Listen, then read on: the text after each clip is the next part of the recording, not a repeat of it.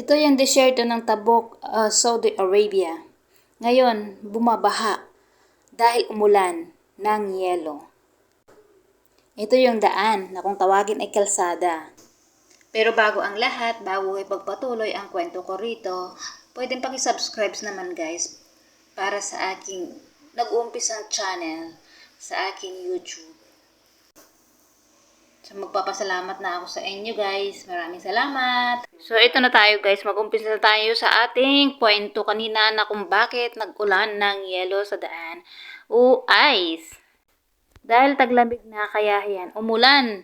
At ito yung unang ulan ng Saudi Arabia. Kaya may kasamang yelo o ice ang inilabas ng ulan. At nagbaha na rin sa kalsada kaya yan. Marami kayong nakikitang tubig. Makausad ng maayos dahil madulas ang daan dahil sa yelo.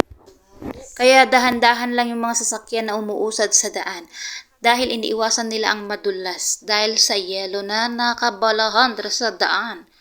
So yun lang guys. Guys, maraming salamat sa inyong panunood.